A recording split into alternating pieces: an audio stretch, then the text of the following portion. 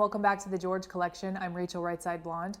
Well, I got something in the mail that I've been hoping for. I didn't know if it was going to show up or not, but it actually just did. Back late last year, I filed a FOIA request for a certain letter that we've kind of been curious about, but I've never been able to get my hands on what it actually said. And I had never found anyone else who has seen the letter. I asked a lot of my colleagues in this movement, and none of them have the actual letter. A lot of us have seen the document that states what the letter starts with, but not the entire letter, and I wanted to know what was in the letter. And I was also very curious to know if it was actually JFK Jr.'s handwriting. So, the first copy I got back looked identical to the one that's already on the FBI declassified site. Basically, it's the worst Xerox you've ever seen in your whole life. As I mentioned in episode 115, when I first took a look at this letter, it's just spiral-bound notebook paper is what it looks like, and it's just black. I messed with several different settings on my phone trying to get the letters to pop up and the Xerox gunk to go away, and I'm telling you, it was impossible. So I sent a follow-up FOIA request in mid-December, and I've heard nothing at all from the Department of Justice, which in some ways is a good thing, but in this case, it was kind of a bad thing. I had kind of given up hope on it until March 12th. March 12th, they took a look at my file again. On March 18th, they sent this out to me, and then I was in Canada for a while and I was busy, and I got the mail after I came back, and this was in there. I did not have high hopes when I pulled this CD out. I thought it was going to be the same copy that I've already had, the same stuff that I've already seen, which was the envelope, but I asked for the actual letter, and not just the letter, a clear version of the letter. I wanted to see if it was JFK Jr.'s handwriting, and if it was, what did he have to say to Biden in 1994? So I started scrolling down, and to my surprise, it was the actual letter, and it was actually legible. So today, I want to show you what the letter actually looks like. I was skeptical about this letter from the beginning, but I look into everything, so I gave it a chance. But think about John's upbringing. His father was president, his mother's very poised, and very, very aware of the public perception of her family. It just didn't seem to me like something John would do, send a letter to Senator Biden calling him a traitor. But again, I wanted to look into it to see. Right when I saw the letter, I knew it was not from John Kennedy Jr. The handwriting is much too girly. His handwriting was very messy. His signature didn't even look the same. So I knew right away, without a shadow of a doubt, that this letter did not come from JFK Jr. What's interesting is that there's still a second page, and it's still really hard to read. But this one's clearer than the version I had last time and the version that's on the FBI.gov website. And I can read enough of the letter to see that it said, in the last 40 years. Well, in 1994, John was not 40 years old.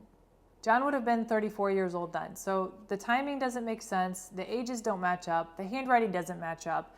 To me, it's clear JFK Jr. did not write this letter. Dear Senator Biden, you are a traitor to the United States, people, and the Constitution. You have destroyed the Second Amendment and have infringed upon the rights of the people to keep and bear arms with the provision of the crime bill. You must die. The right to keep and bear arms mustn't be infringed. Second Amendment. You may gloat with glee at having passed this gun ban crime bill, but it is all pork, pork, pork. And you are a no-good freaking asshole of a politician who needs to be hung from the nearest lamppost. If I was in Washington, D.C., I would beat you to a pulp with my two fists, break your arms and legs, and cut your tongue out, you bastard scoundrel, no-good fucking asshole.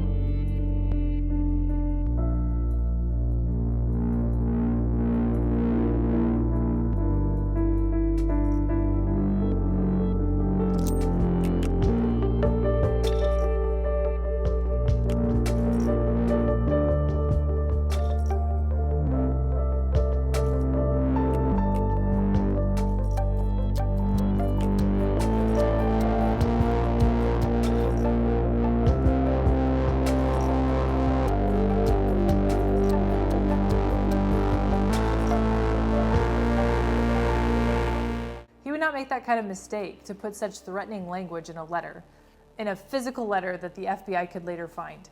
In order to understand what this person was angry about, we have to take a look at what Joe Biden did back in 1994. We must make the streets safer. I don't care why someone is a malfactor in society. I don't care why someone is antisocial. I don't care why they become a sociopath. We have an obligation to cordon them off from the rest of society, try to help them, try to change their behavior. That's why we do in this bill. We have drug treatment and we have other treatments to try to deal with it. But they are in jail, away from my mother, your husband, our families.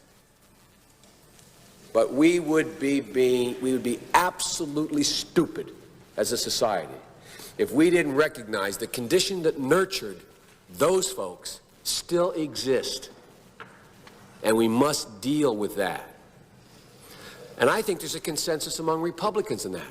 There's always rambling Joe Biden. What the fuck? Joe says shit that even people with Tourette's go, no. No. What is going on? Joe is like your uncle who's on a new drug and hasn't got the dosage right. So now that we can put this letter, in my opinion, to rest, I wanted to take a look at the dates and stuff surrounding this request, because it is very strange how it goes from December and then all of a sudden, March 12th, my file gets updated. I am a firm believer that the good guys are still in charge, and that includes the FOIA office. So if that's the case, which I'm going to just assume, which might be silly, but I'm going to assume that, March 12th is the 71st day of the year. If you mirror that, it's 17. So that had my attention right away. But also, 312, if you look at the gematria values, they're kind of fun.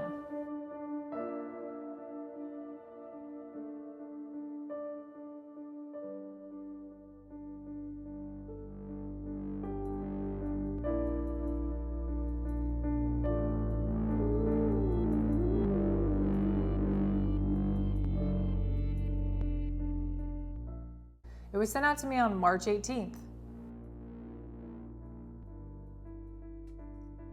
And the postage was $143.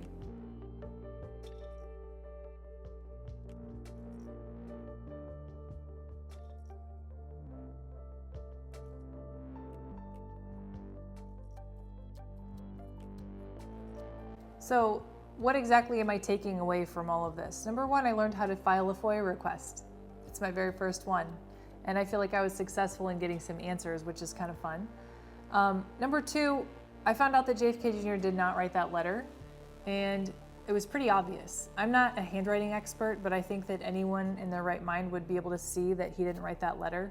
So my next question is, why wouldn't the FBI just put that in their report, that it was not JFK Jr. who wrote that letter? It seemed all inconclusive, like they left it all up in the open and they left the Xerox all messed up. Why would they do that? Why would they leave history kind of ambiguous like that so that we think that JFK Jr. wrote this letter to Joe Biden? It just doesn't make much sense. And third, I'm looking at numbers all the time, and you all know that. If you're watching my show, you know that. So of course I'm going to notice the date that they update my file. Of course I'm going to notice the gematria on that date. Of course I'm going to start looking deeper into this for more clues. And do I think there was probably some messages there? I do.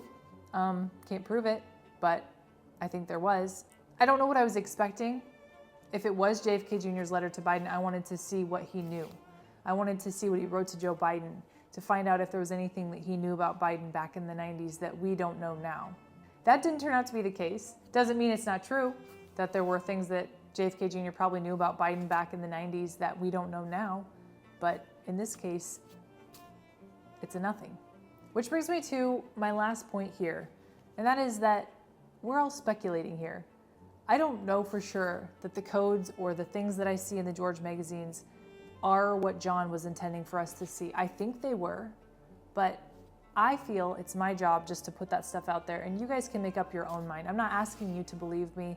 I appreciate your support, and I appreciate you watching me, but I'm not here to tell anybody what to think. I just am trying to get y'all to think a little bit. And in the process, learn about politics and history in an entertaining manner. I started this channel December 7th, 2021, the day of infamy. and I just surpassed 12,000 subscribers. I know that doesn't sound like a lot, but that's a lot to me. And I appreciate each and every one of you who watch this show and watch my channel and have supported me on this journey. I really didn't know where it was going to go, and I don't know where it's going from here, but I really appreciate all of your support, all 12,000 of you. That does it for this episode of the George Collection. Thank you so much for watching. Have a great week, and I'll see you next time.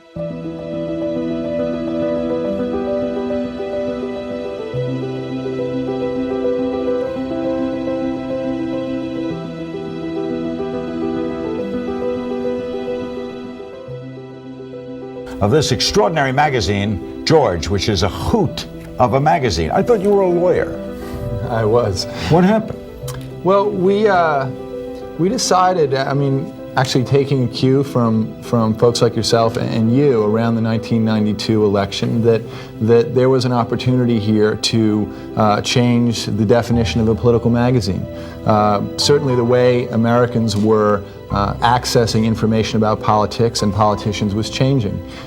Candidates were appearing on late night talk shows, on talk radio, on sitcoms, and there was a kind of a leveling process, and while the rest of media clearly had caught up with that, we felt that political magazines per se hadn't.